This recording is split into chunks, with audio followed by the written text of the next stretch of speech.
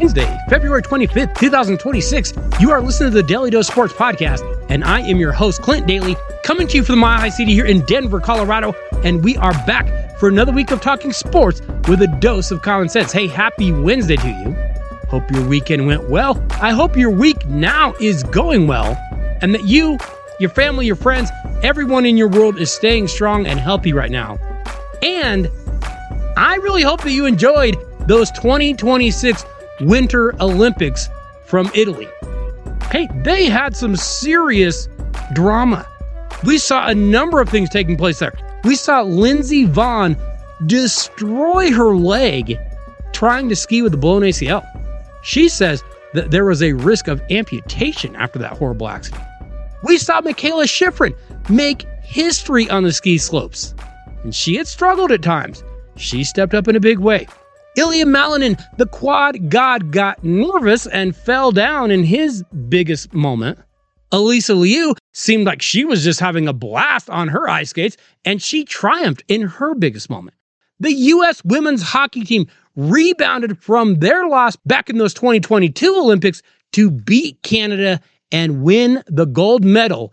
And of course, the men's hockey team, hey, they might not have been the most talented team, but it seemed like they were the greatest team, and Jack Hughes spit a few teeth out on the ice after a high stick, and then came back in the game with blood in his mouth and scored the golden goal, and Team USA beat Canada in overtime and won their first gold medal since that miracle on ice 46 years ago in Lake Placid.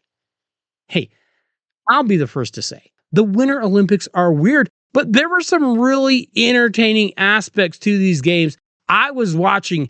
But now, we are moving on to another exciting time of the sports calendar, because we are now getting into that time of year where we start ramping up for March Madness. Hey, the Super Bowl was boring this year.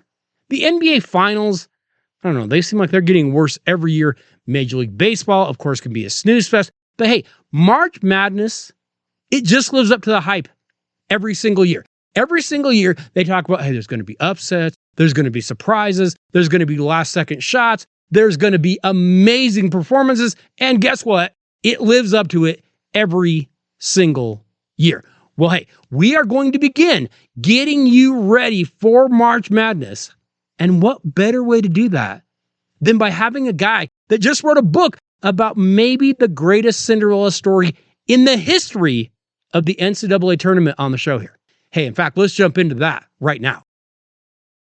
Joining us this week on the Daily Dose, I've got a guest that I'm really personally looking forward to having on and talking a little bit with, because Keith O'Brien is a New York Times bestselling author. He has written 5 books, including Charlie Hustle, about the late Pete Rose, Outside Shots, which I actually read, and it drills down into a year of Kentucky high school basketball. He also wrote Fly Girls and Paradise Falls.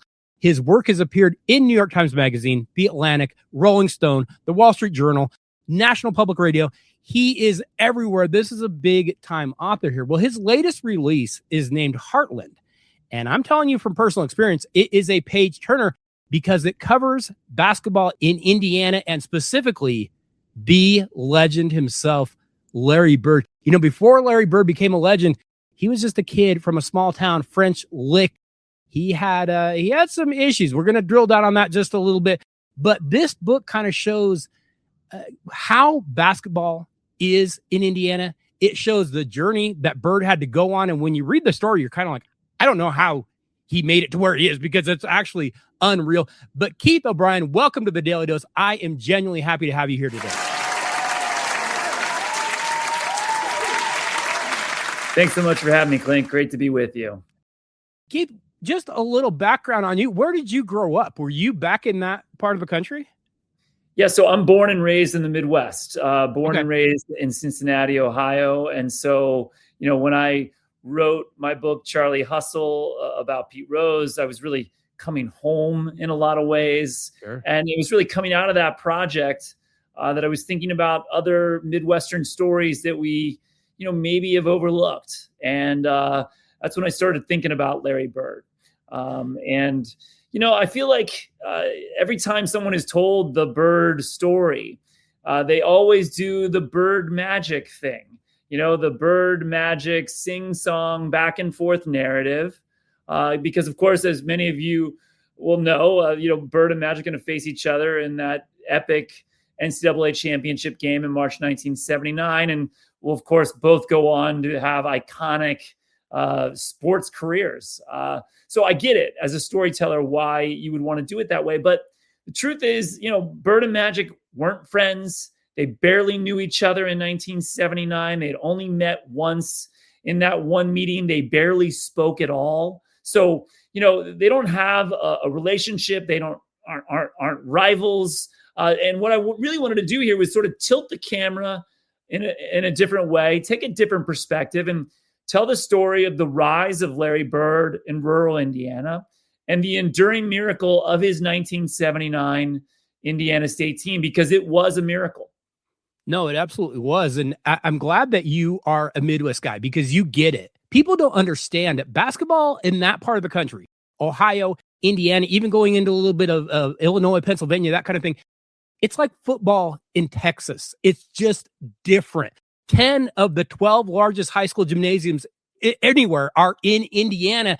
They seat more than 7,000 fans.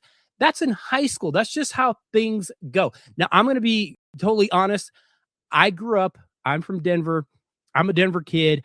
I was not a Larry Bird fan. I hated Larry Bird. I hated the Boston Celtics, but I had a friend in school. His name was Andy. He was a little older. He was way wiser. And he told me once, watch what he does, not how he does it. And I grew to appreciate his game as a young kid because I didn't like Bird. I didn't like the Celtics. They were so much better than any of my terrible Denver Rocket and Denver Nuggets teams. But I started to watch him and go, oh, I get it. He is just such a different player. But he came from some very meager roots. He had a very rough background, as you lay out in the book. French Lick had some rough parts of it, didn't it? Yeah, so my story in Heartland unfolds between 1973 and 1979. Everything after 1979 is essentially epilogue material for me. It is this crucible that forms Larry Bird. And you're 100% right. I mean, I went to French Lick. I spent a lot of time in French Lick during the reporting of this book. And, I urge anyone out there, look at where French Lick is on the map. There's no direct way to get there in 2026. There absolutely wasn't a direct way to get there in 1974 when Larry was a senior in high school. So it's a place unto itself. It was a poor town in the 1970s, in one of the poorest counties in the state of Indiana. So it's a place filled with troubles, and Larry, his home in particular, was representative of that. I mean, he really had a lot to overcome. Yeah, he absolutely did, and your book lays it out. But so many people, you already spoke to this. They know about that amazing run in 79. They know about Indiana State going to the national championship. They faced Michigan State, the whole thing. I'm not sure, and I'm a basketball guy. I don't know that I knew how his 78 season had gone until I read it in your book. You don't really hear much about that, but the 78 season, Indiana State in 79 wasn't quite as completely unknown as I guess maybe we're led to believe. In 78, they're pretty darn good too. Well, right. Yeah. Well, they had Larry Bird. So, yes. Larry plays 3 seasons at Indiana State. And, Indiana State in those years, was a small program. It was teetering on the brink of being banished to Division II. It wasn't playing in a conference when Larry joined the basketball team there. To your point a minute ago, Clint, I mean, there were high school basketball teams in Indiana in the 70s that drew larger crowds than Indiana State did. So, they were not on anyone's radar. And, initially, for that reason, no one pays any attention to Larry Bird. He plays his entire first year there without getting hardly any press at all. But before his second season, the 77-78 year, there's a lightning bolt moment that happens. Sports Illustrated puts Larry Bird on the cover of its college basketball preview issue. And, for those out there who are my age, your age, Clint, we know what Sports Illustrated meant to the landscape in the 70s and 80s. It was everything. It was the sports Bible. And, that iconic cover of Larry Bird with a couple of Indiana State cheerleaders is photographed at a studio in Chicago in late October 1977. I interviewed everyone who was part of that photo shoot, including, most importantly, maybe the photographer himself, a man named Lane Stewart. And that moment really puts Larry Bird on the map. And, Indiana State is ranked in preseason polls in 77, 78, but they flame out. They start well, but they go on a bad losing streak in January and February. And in those days, there were only 32 teams in the NCAA tournament. And think about that for a second. We're right on the cusp of March Madness here. There are going to be 68 teams that are getting a bid to play. And then we'll still have about 10 schools that complain that they didn't get one. In 1978, there were 32 bids. You basically had to win your conference. And then there were a handful of at-large bids to be handed out. Bird doesn't get one. Indiana State doesn't get one. And in fact, all the way into late February 1979, Larry Bird has never once played on national TV. Not once. Wow. Hey, remember, you should be stopping by DailyDoseSports.com every week to see what new things we have going on over there. We have links to the podcast, we have links to videos, and we have links to new articles each week. So make sure you check that out. Remember, you can always email the podcast at DailyDoseSports@gmail.com. We always love to hear from our listeners.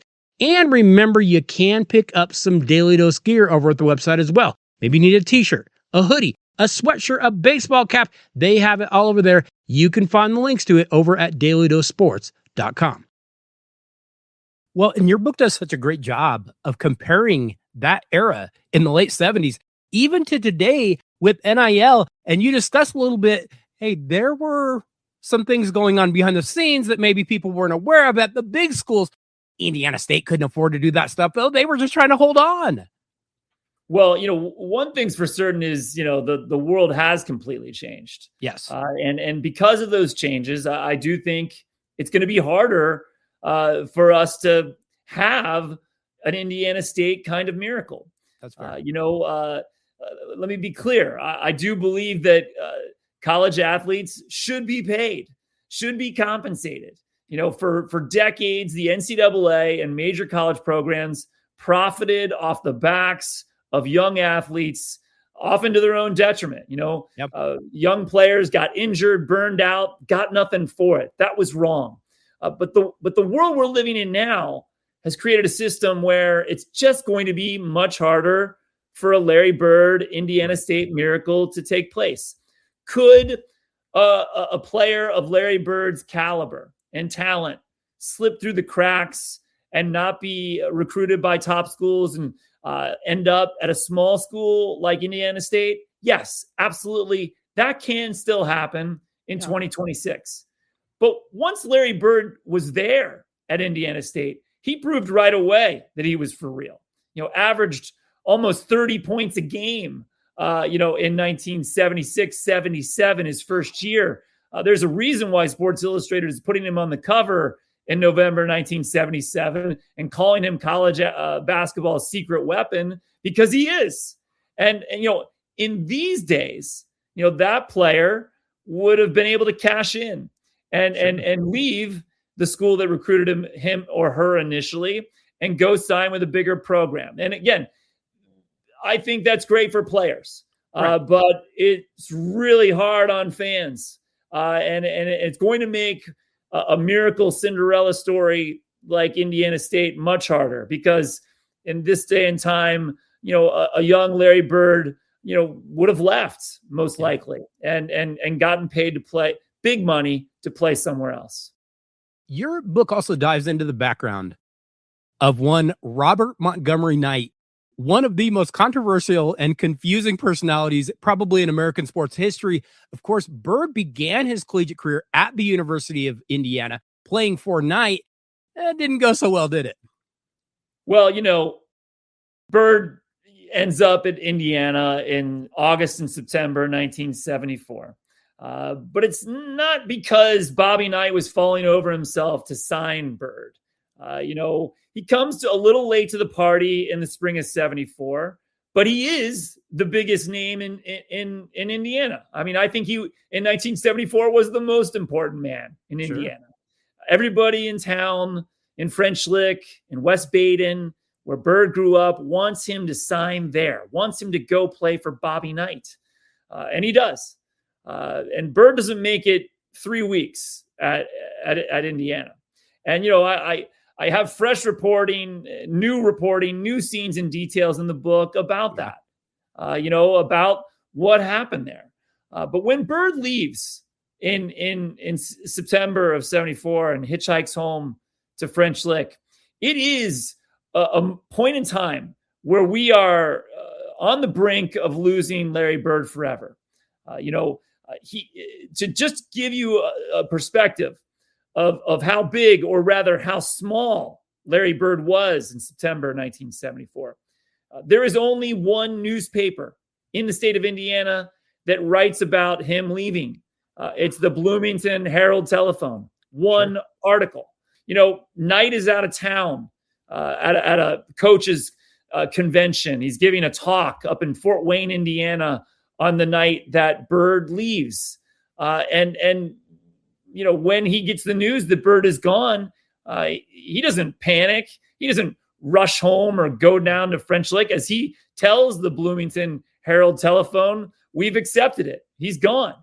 And in that winter of 74, 75, no one is writing stories about whither Larry Bird or where's Larry Bird going to play. He's already gone. He briefly, plays basketball at a vocational school. This is not a community college. This is not a JUCO program. He plays basketball at a vocational school of about 200 students in West Baden Springs, Indiana. He then quits there, gets a job with the street department in French Lick, where he's paving roads, collecting trash, and by February 1975, Larry Bird is effectively playing pickup basketball in what was known as the Industrial League in Indiana. This is essentially over 30 men's basketball. The teams were sponsored by taverns, liquor stores, sporting goods stores, construction companies. The guys don't have matching uniforms. Most of Larry Bird's teammates and opponents have day jobs and wives and kids. And in the scant articles that were written about Bird, or about his team rather, in the sports pages, small little tidbits about the Industrial League, at times that winter, they can't even spell his name right. So he is gone, and we very nearly lose him. That is absolutely unreal. Somehow, Indiana State, who kind of doesn't have a coach at the time, their athletic director kind of takes over, and Bob King somehow fishes Bird out and brings him back. That is just unreal that it even happened that way. A guy that wasn't the coach, was the AD and kind of had to name himself coach, ends up pulling Bird out. Without him, we don't know who Larry Bird is. Well, right. So Bob King is the athletic director at Indiana State that winter. And he fires his head coach at the end of that season and appoints himself to be coach. Now, it sounds crazy on the face of it, but Bob King, had been a great coach at New Mexico in the 60s and early 70s. So he had retired and is now returning to the game. And Bob King hires as his lead recruiter someone who understands Indiana. Bob King is from Iowa originally, spent most of his life out west. He doesn't know Indiana. And so he hires a man named Bill Hodges, a young assistant, a bit of a journeyman, to be his lead recruiter. And Bill Hodges shows up in Terre Haute, Indiana in April 1975. And based on my reporting, the very first thing Bill Hodges wants to do is go down to French Lick and see if he can find Larry Bird. Hodges has seen Bird play two times, but knows that he's too good to not be playing anywhere. And really, this is the moment.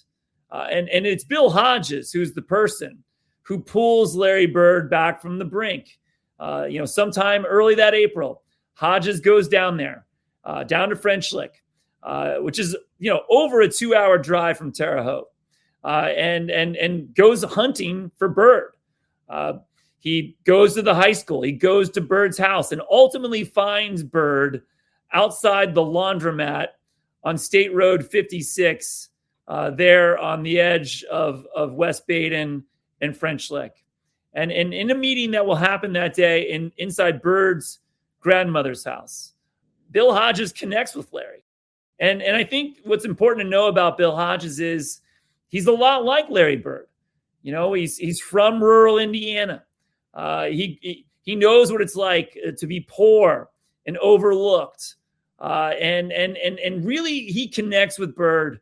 And it is that connection and that perseverance that in my opinion, based on my reporting, pulls Bird back from the brink and saves him from a life potentially in obscurity. Well, and a life, based on his background and based on his family, a life that could have gone down a really, really dark path when you know what happened with his father and that kind of thing. So yeah, it's absolutely amazing. And you spoke to this a little bit before, Keith, but the run that Indiana State goes on, all the way to the national title game, it might be the greatest Cinderella run in history. You have two guys that spend any time in the NBA. Larry Bird, obviously. Carl Nicks had a cup of coffee in Denver, I might add, with my Nuggets. The only other guy to ever make an NBA roster. This was a group of guys that you wouldn't have given them a prayer, but Bird was that good to carry them. Yeah, I mean, we've certainly seen great Cinderella stories over the years. NC State, 1983, sure. Butler Bulldogs, 2010. Villanova, there have been others. But I agree. I mean, this is an epic story. They enter that 78-79 season unranked in their own conference. The press and the coaches are picking Indiana State to finish third or fourth in their own conference. Wow. No one expects them to do anything. An assistant coach, to give you a sense of just how little faith people had in Larry Bird and in this team, an assistant coach quits just days before the practices began that fall because he has not been awarded the head coaching job after an illness befalls Bob King and Bill Hodges takes over. If this coach believed, of course, that this team was great, he would have stayed, but he doesn't. And so this team really does come out of nowhere. I have a question for you, and maybe just to get your thoughts on it. I am fascinated by the narrative that Larry Bird could not have success in this era today when I'm literally watching a guy has a game a whole lot like Bird right here in Denver and Nikola Jokic. Same thing with Luka Doncic out in LA. And I'm going, what are you talking about? His mental game overcame every physical liability that he may have had. I don't know who is, arguing that point of view, but I would strongly disagree with the notion that Larry Bird wouldn't be able to compete in 2026. I mean, listen, the game is fully changed. We all know this. The players and their training regimens have changed. Their physiques and their bodies have changed. The ability to play into their 40s is now commonplace. It's incredible. What we're seeing with LeBron, we take it for granted. It's so common these days. Yeah. Larry Bird in 2026, certainly his body wouldn't have looked like it looked in 1980 or 81, 82. He would have he would have been training just like all the guys are these days. And regardless of all that, there are two things about Bird that absolutely translate to today's game. The first is he's one of the greatest shooters of all time. Correct. And he was shooting from the outside in an era when coaches didn't want you to shoot outside, when it wasn't encouraged to shoot from the outside. He was in a lot of ways Steph Curry before Steph Curry. So no, he would be still that incredible shooter today.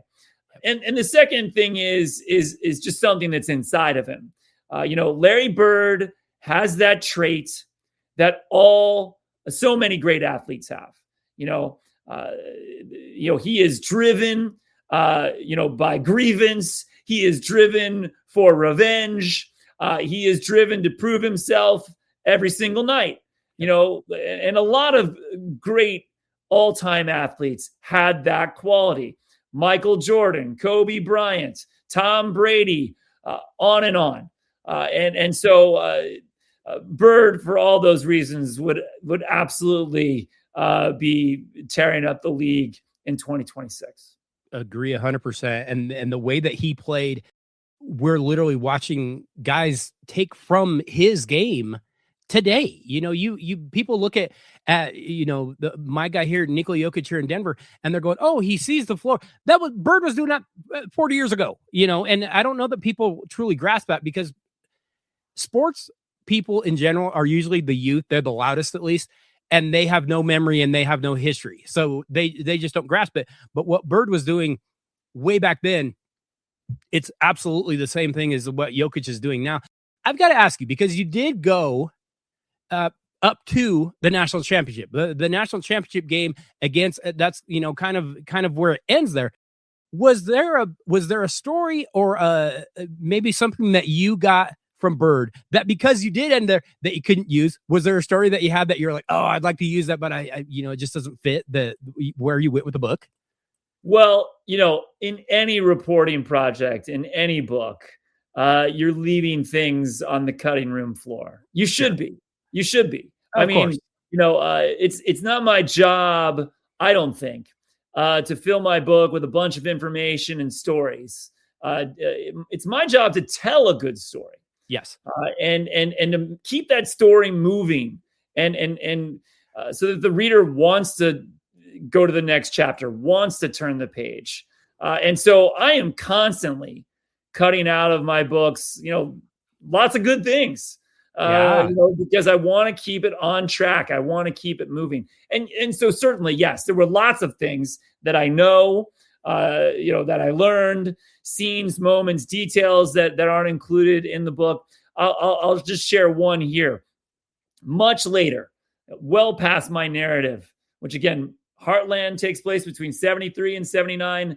Everything else is epilogue. And there is an epilogue, of course, showing, just how that one moment in time changes everything for Bird and the people around him. But, much later, sort of unrelated to my story, Bird is now, with the Indiana Pacers. He's, the president of the Pacers. And as many people will know, Bird won a gold medal in 1992 with the Dream Team. And Bird had a couple kids at this point in time. And his daughter apparently wanted to bring the gold medal to school for show and tell. Bird did not have his gold medal. The gold medal was still in Terre Haute. It was being kept by a good friend. And, Bird called the friend and said, "Hey, would you mind sending the gold medal over? Explain the reason why his daughter had show and tell." And his friend said, "Listen, I'm not putting this thing in the mail. I'm going to drive it over to you. I will drive it. It's an hour and a half, sure, from Terre Haute to Indianapolis." But Bird, is a frugal man, and would not tolerate the notion that someone was going to, take the time out of their day, gas money, et cetera, to drive over to Indianapolis for the absurdity of bringing and delivering a gold medal. And so he insisted that his friend mail the gold medal to him. And so that's what he did. Oh my goodness. You have just summed up exactly who Larry Bird is, though. The old story of he was never the same after he hurt his back, that he hurt laying his own driveway because he didn't want to, pay for somebody to go do it. But no one worked harder. Go pick it up. Heartland, covering Larry Bird, A Forgotten Place, An Impossible Dream, and the Miracle of Larry Bird. I'm telling you, I was telling Keith before we started recording, I was reading it. I was plowing through it. I was like, oh, I should try to finish it before we go to record. And then I was like, I'm enjoying it too much. I had to take my time and be like, no, this is a good ribeye steak. I'm not going to hurry through and jam it down my throat because it is just too good. I'm just enjoying it too much. I am telling you, just in time for March Madness, you're going to want to go pick up Heartland. Is there a place that people can keep up with you? Is there a place that they can follow you, or best place to go pick this up? Just go grab it on Amazon, or what's the best place to go purchase this? Well, you can find me in all the usual places. I'm on Instagram at O'Brien Story, and all the other social media platforms too. As for the book, you can order Heartland today wherever they sell books. Wherever you get your books, you can find Heartland there. And if you're interested in a signed copy, my local independent bookseller here in New Hampshire, Water Street Books, does ship for free.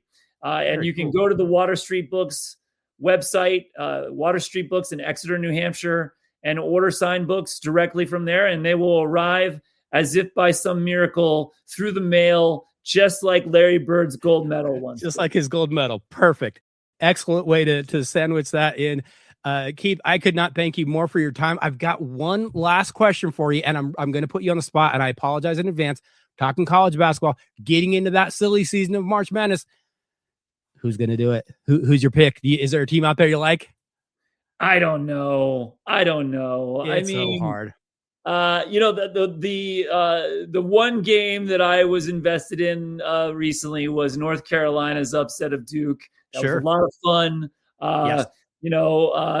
Love that rivalry. But listen, if we've learned anything about March Madness, it's that it's the team you're not thinking of that's probably going to run. No, you're exactly right. And the little old lady, there's a reason she wins the pool every year, because it doesn't make sense. It is completely insane. And the more you know, I think the less you know when it comes time for March Madness, because it is chaos. Like I said, Heartland, go pick it up. Keith, I cannot thank you enough for stopping by the Daly Dose. Hey, if you have anything else coming out, I would be glad to have you back at any time. Really, really enjoyed our conversation, but thank you so much. We appreciate your time. Thanks so much for having me. It was my pleasure. Hey, next week on the Dose, we are going to keep getting you ready for that NCAA tournament that is coming quickly. Plus, we will keep you up on all that is going on in the world of sports. So be sure you check out the Dose, and be sure you let a friend know to do the same. Hey, I want to say thank you so much to author Keith O'Brien for stopping by the Daly Dose. I enjoyed our conversation and hope you can stop by again. And I want to say thank you to each and every one of you for listening to the Daly Dose every week. Thank you for the emails. Thank you for the text. Thank you for the tweets. But more than anything, thank you for sharing the show, for sharing the videos, for sharing the articles with someone that you know. We absolutely love it when you do that. Have to say thank you to JSP. Could not do any of this without you. I will see you all next Wednesday. Have a great week, everybody.